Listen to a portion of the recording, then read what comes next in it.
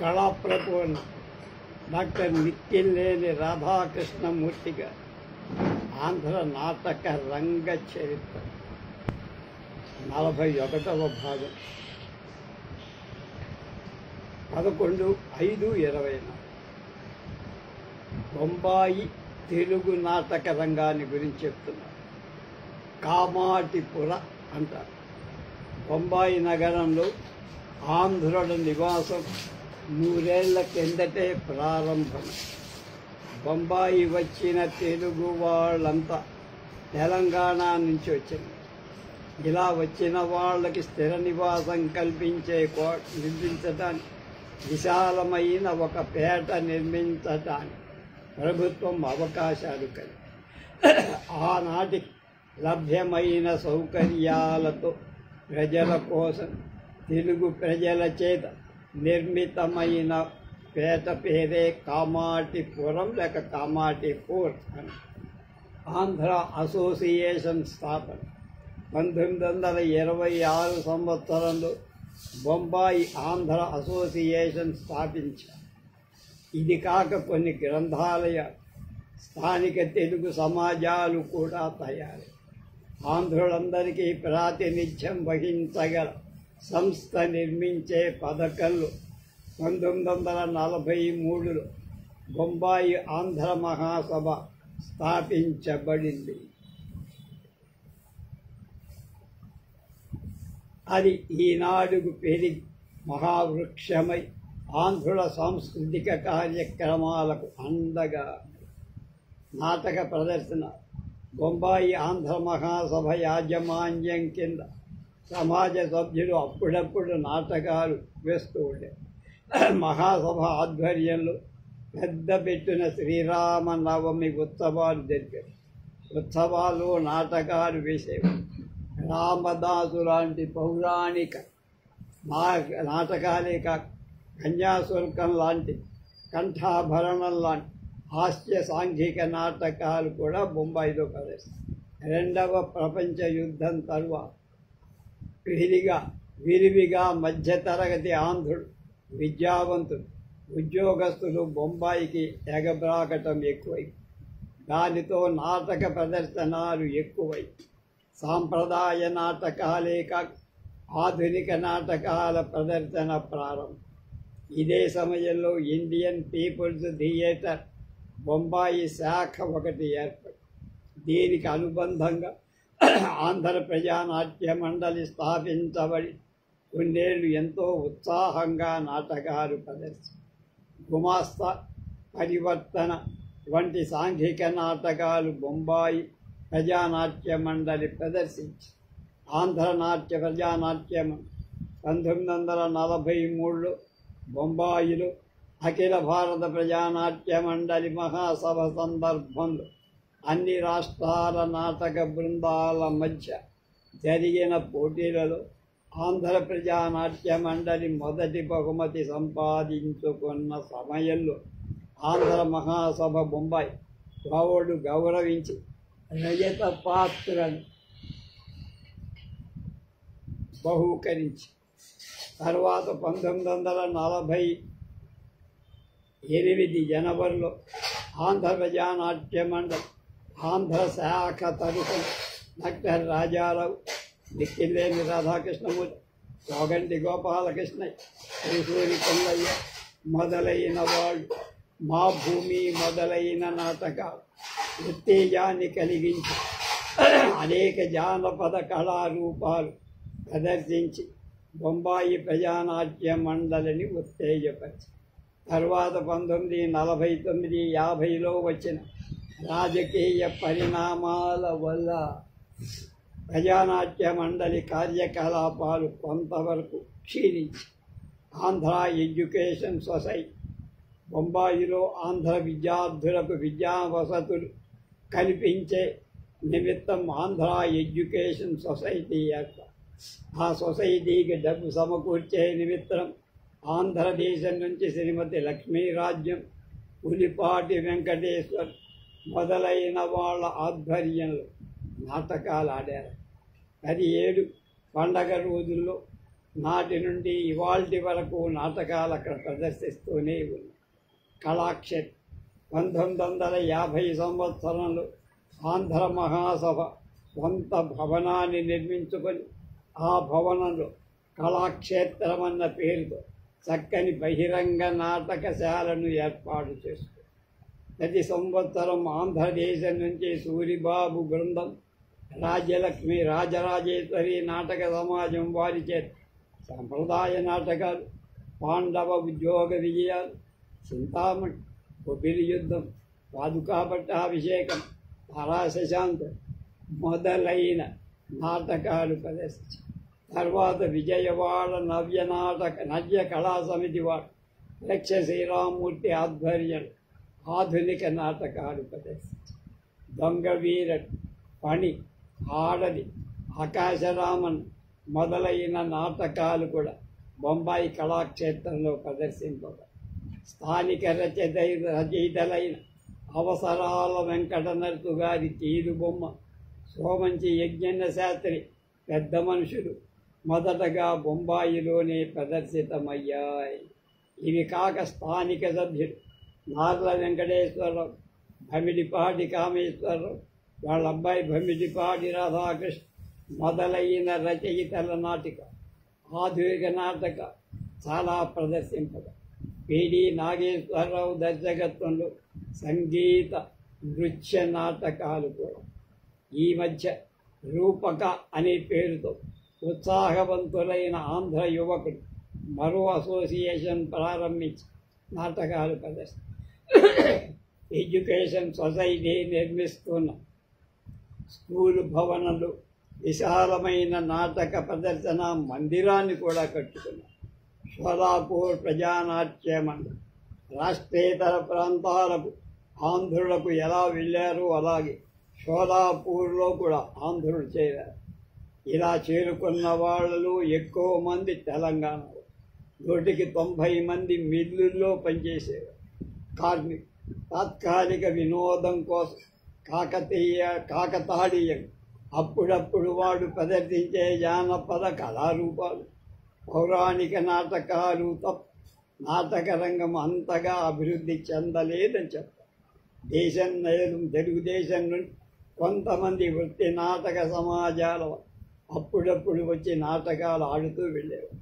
1940లో ఆంధ్ర ప్రజానాట్య మండలి రాష్ట్ర దళం వచ్చి మా భూమి నాటకాన్ని, జానపద కళారూపాలను ప్రదర్శించి వెళ్ళి తరువాత యువకుల్లో నవచైతన్యం కలిగి షోలాపూర్ ప్రజానాట్య మండలి స్థాపించారు.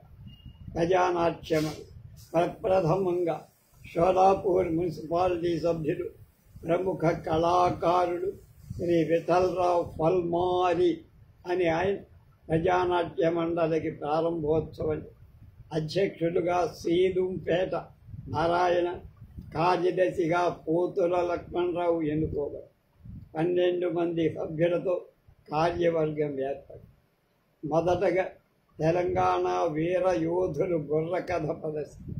ఈ ప్రదర్శనం షోలాపూర్లో తెలుగు ప్రజానీకాన్ని విశేషంగా ఆకర్షించింది.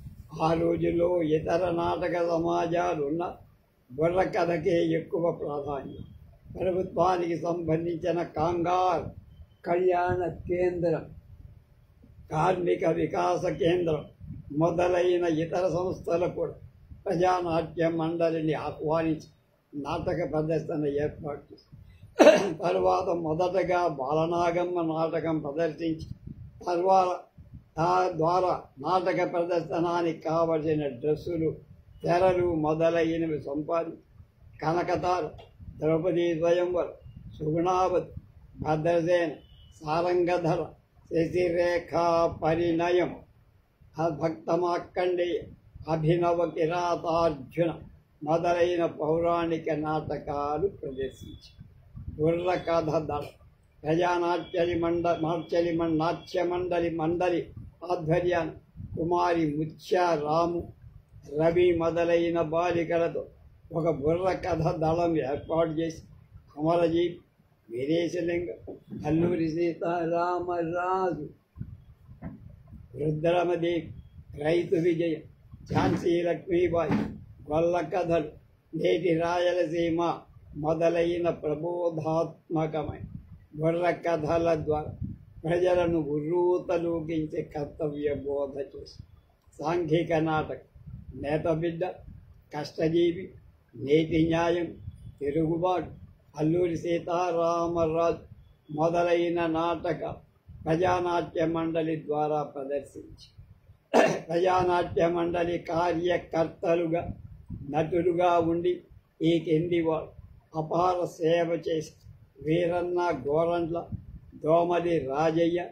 ఏ సుదర్శన్, గుండేటి మొగిలి, మేర్గురాజయ్య, డి రమణయ్య, ఆనంద్ సూర్యం, డి వీరయ్య, నల్లమల్లయ్య, వీలింగయ్య, మామిండ్ల వెంకటేష్, గోడి దుర్గయ్య, వి శంకర్, దోర్న విఠల్, ఇలిగేటి కొమరయ్య, గుడ్డేడి కొండయ్య, ఏ నారాయణ్, జి వీరయ్య, డి వెంకటయ్య, ఎం నారాయణ్, వీరప్ప, కామూర్తి, దత్తు కోమల్, వెంకటయ్య, మాణిక్, సామల్ గౌరయ్య, సిహెచ్ బాలాజీ, దుర్గయ్య మొదలు మండలిలో ముఖ్యంగా విలన్గా శ్రీహరి, మాణిక్ గారు మంచి పేరు తెచ్చారు.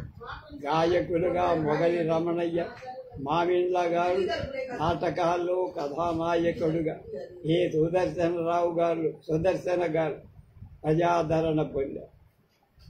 1963 నుంచి 67 దాకానంతో నేను కృష్ణా జిల్లా మోపిదేవిలో హై స్కూల్లో సైన్స్ మాస్టర్గా పని. అప్పుడు మోపిదేవి ఉండటానికి సరైన వసతి లేని గ్రామం అని తెలిసి దానికి 1 కిలోమీటర్ 2 కిలోమీటర్ల యువతల ఉన్న చల్లవనికి దగ్గరగా ఉండే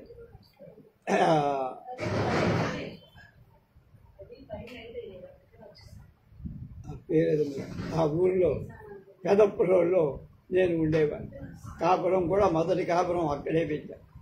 అక్కడ మా దగ్గర చదువుకున్న అడవి శ్రీరామూర్తి, వృత్తి వెంటి మాధవ, సేతు మాధవరావు ఇద్దరు నాకు నమ్మిన బంటులాగా ఉండేది. వాళ్ళిద్దరూ ఉయ్యోచి మా పొలం మహసూళ్ళకు సహకరించారు. మా పెళ్లి కూడా వాళ్ళిద్దరే కలిసి. అలాంటి వృత్తి వెంటి మాధవరావు ఇక్కడ వాడు నా దగ్గర 9వ క్లాసే చదివారు.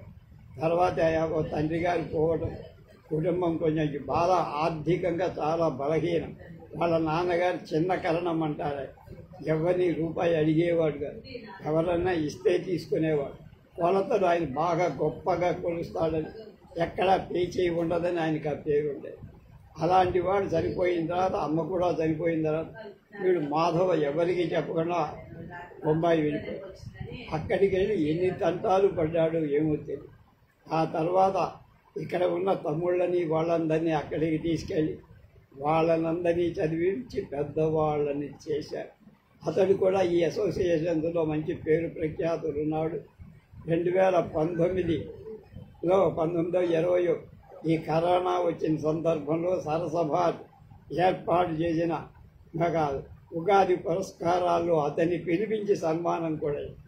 అతడి తమ్ముడే ఇవాళ కేంద్ర నాటక అకాడమీ కార్యదర్శి అయినటువంటి కృష్ణవెంటి శ్రీనివాస్.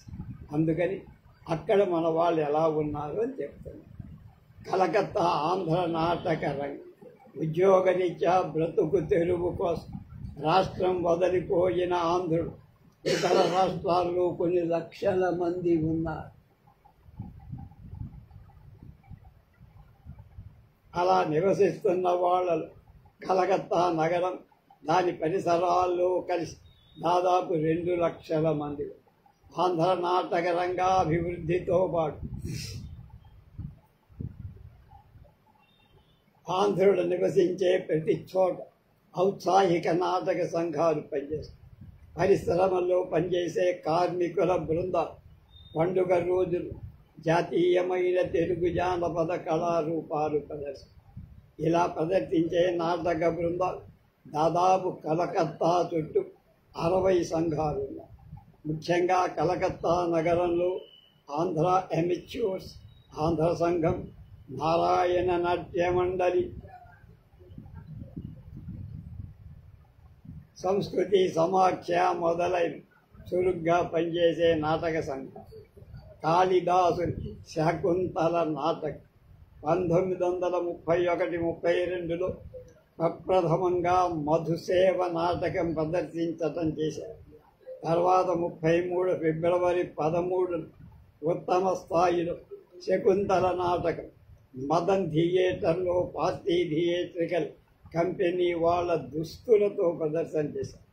ఈ ప్రదర్శన కళల ఈ ప్రదర్శనలో చిరకాలంగా కలకత్తా నివాసులైన వేదాంతం సుబ్రహ్మణ్యం గారు దుష్యంత పాత్ర ధరించి సువర్ణ పథకం బహుమతి పొందారు.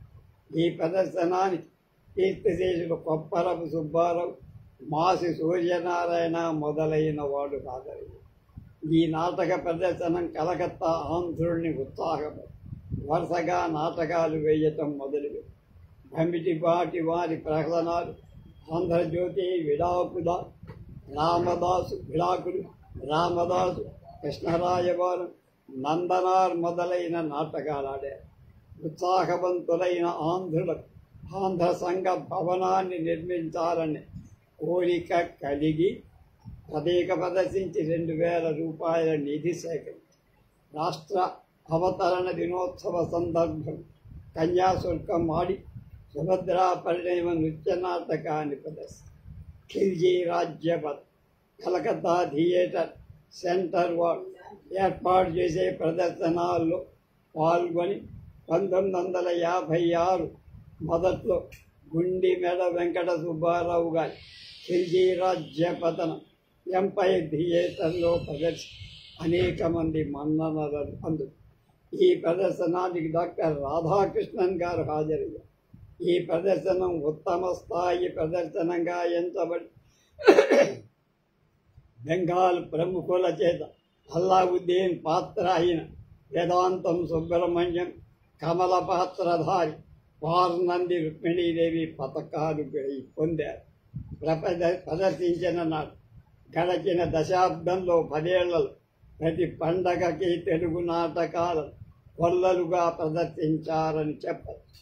వీరు ప్రదర్శించిన నాటకాలు చింతామణి, బొబ్బిలి, గయోపాఖ్యానం, పంజలం, సినిమా గరల్ నాటకం, గుమాస్తా, ఈ సంసారం, ఖడ్గదిక్కన, మాస్టర్జీ, కమల, కప్పల్, స్వర్గసోపానం, తెలుగు కోసం, అనంతం, పెళ్లి చూపులు, బంగారు సంఖ్యలు, గాలివాన మొదలైన ఈ విధంగా కలకత్తా ఆంధ్ర కళాకారు బహుముఖాల ఆంధ్ర నాటక రంగానికి సేవ చేసి వేదం వెంకటశాస్త్రి గారి, వెంకటరాయశాస్త్రి గారి ప్రతాపరుద్రీయ నాటకం, ఖిల్జీ రాజ్యపథనం ఉన్నత స్థాయిలో వాడు ప్రదర్శన రాష్ట్రేతరులైన బెంగాలీ ప్రముఖుల ప్రశంసలు పొందారు. తుఫాన్, వేదాంతం సుబ్రహ్మణ్యం వివిధ జాతుల సమైక్యతను దృష్టిలో ఉంచుకొని తూర్పు బెంగాల్ కాందిశీకుల దుస్థితిని వివరిస్తూ తుఫాన్ నాటిక రాసి ప్రదర్శించారు. ఆ నాటిక కలకత్తాలో ఉన్న అన్ని భాషల ప్రజల మన్ననల నటీనటులు వాళ్ళ పాత్ర ఉత్తమ స్థాయిలో ఉన్నది. ఈ నాటకానికి సాంకేతిక నిపుణులు ఎంతగానో సహాయపడ్డారు. ఈ నాటకంలో తెలుగు, బెంగాలీ, హిందీ, ఇంగ్లీష్, అరవం మొదలైన భాషలు రాయబడ్డాయి. ఒక బెంగాలీ యువతి నటించి ఈ ప్రదర్శనతో ఆంధ్రుల గౌరవ ప్రతిష్టలు బాగా పెరిగాయి. తుఫాన్ నాటిక తరువాత హమ్ హిందుస్థాన్, కందం కదం బడాతే ఝౌ మొదలైన నాటకాలు వెలువడి ఉత్తమ ప్రదర్శన చేశారు. ధనంజయ బైరాగి విరచిత రజనీగంధ అనే బెంగాలీ నాటకాన్ని వేదాంతం సుబ్రహ్మణ్యం అనువాదం చేసి ఆశాదేవి పేరు మీద నాటకం రాసి ఈ నాటకాన్ని బెంగాలీ నాటకాలు ఏమాత్రం తీసిపోని రకంగా స్త్రీ పాత్రల ప్రదర్శించే నాటకాలలో స్త్రీ పాత్రలు ధరించే వాళ్ళు లేకపోవడం, స్త్రీ పాత్రలను మగవాళ్ళే కొంతకాలం వేయాలి. మరికొన్ని స్త్రీ పాత్రలు లేని నాటకాలు రాసి ప్రదర్శి కానీ 15 ఏళ్ల నుండి విశాల దృక్పథం, సంస్కారం కల సభ్యుల భార్యలు స్త్రీ పాత్రల్ని పిల్లల బాలవేషాలు వేయటం ప్రదర్శనాలు కనుల పండుగగా ఉంటున్నాయి.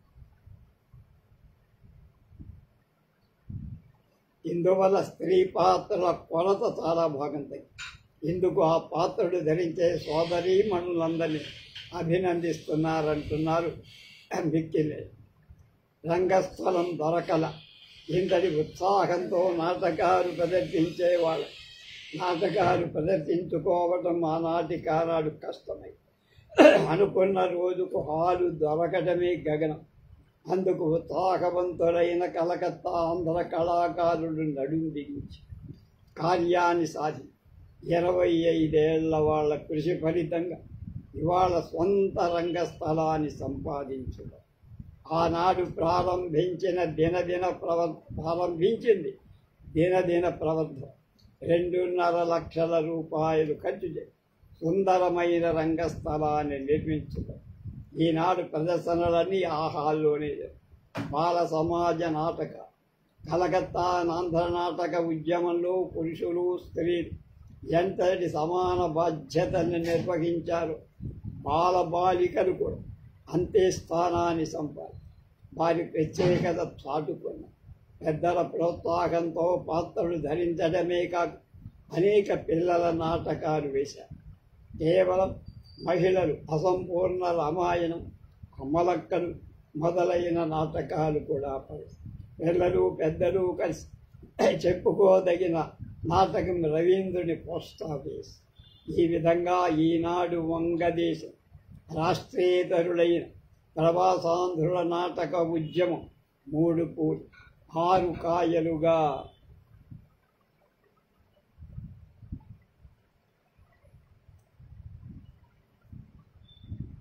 పరవళ్ళు తొక్కుతూ ముందుకు ఇందుకు మూలకారకు ఆనాటి నుండి ఈనాటి వరకు కృషి చేస్తున్న కళాజీవి వేదాంతం సుబ్రహ్మణ్యం గారికి నమస్కారం.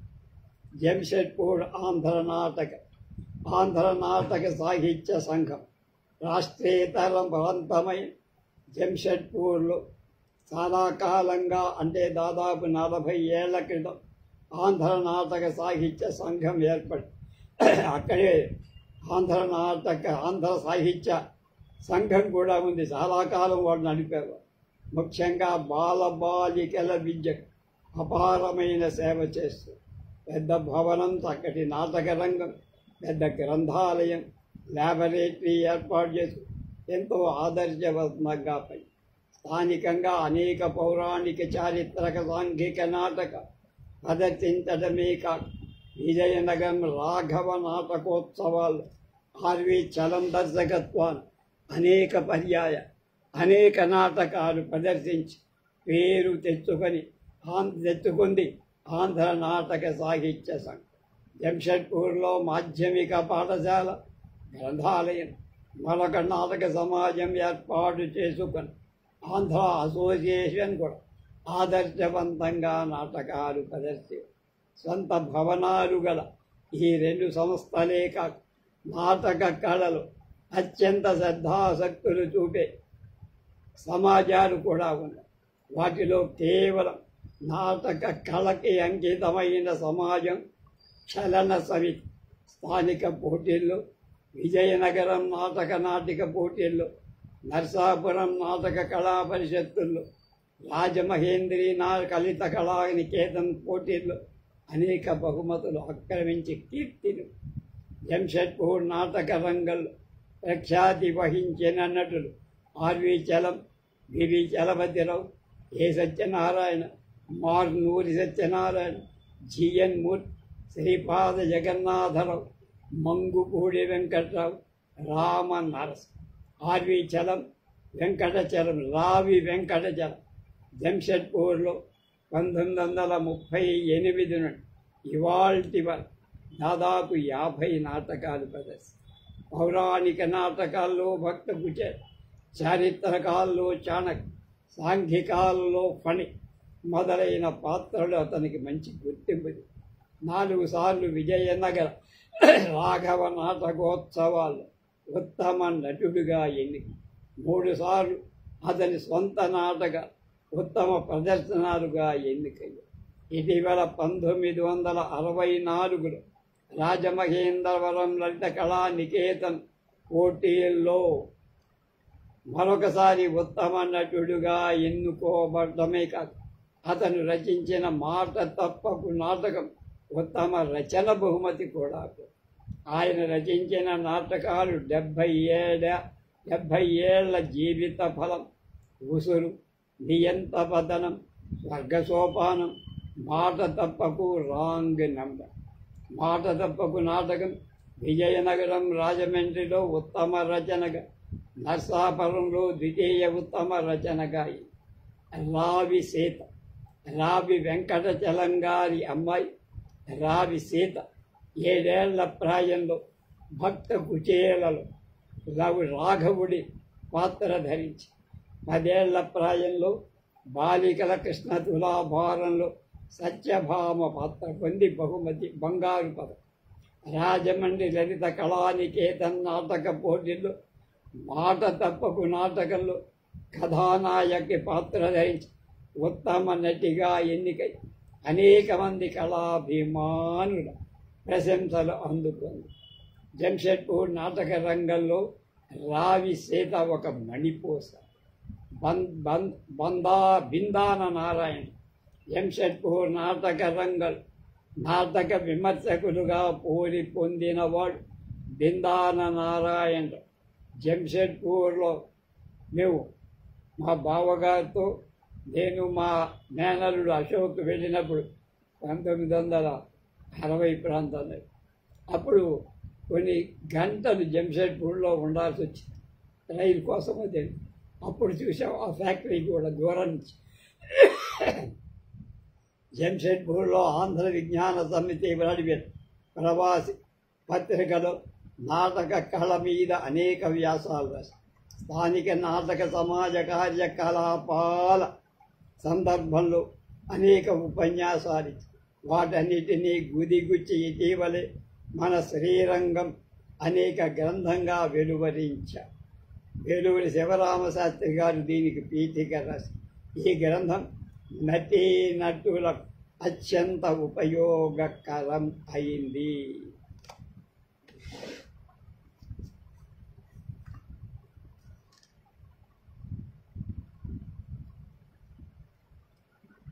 రేపు హిందీ నాటక రంగాన్ని గురించి తెలుసుకుందాం.